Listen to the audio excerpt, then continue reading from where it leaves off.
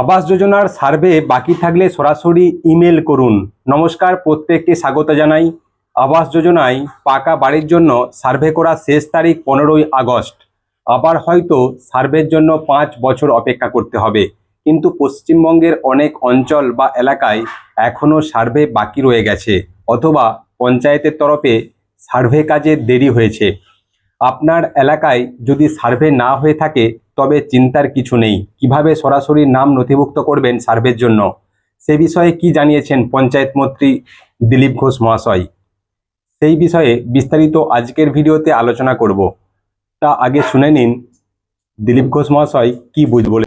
যারা পাকা বাড়ি পেতে চান আবাস প্লাসের মাধ্যমে, আমরা 2.5 মাস ধরে সার্ভে করছি গ্রামে গঞ্জে সব জায়গায় লোক পাঠিয়ে, কিন্তু তবু আমাদের মনে হচ্ছে যে এখনও কিছু লোকের বাড়িতে সার্ভে করতে লোক যায়নি। আগামী 15 তারিখে সার্ভে শেষ হচ্ছে।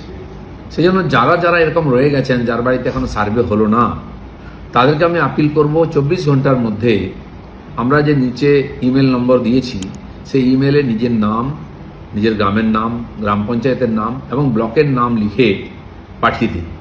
যার কাছে স্মার্টফোন নাই বা করতে পারছেন না, আশেপাশে কাউকে দিয়ে তার মোবাইল নম্বর থেকে এই ইমেলে মেল করে দিন আপনাদের নাম।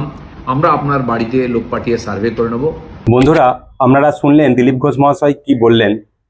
যদি আপনার এলাকায় এখনো পর্যন্ত আবাস যোজনার সার্ভে না হয়ে থাকে তবে অবিলম্বে নিচের ইমেল আইডিতে বিস্তারিত লিখে জানান। অর্থাৎ আমি ইমেল আইডিটা দিয়ে দিচ্ছি স্ক্রিনে। ইমেলে যা যা লিখে পাঠাতে হবে সেটা হলো আপনার নাম, ব্লকের নাম, অঞ্চলের নাম এবং গ্রামের নাম লিখে পাঠাবেন। নমস্কার, দেখা হচ্ছে পরের কোনো গুরুত্বপূর্ণ ভিডিওতে।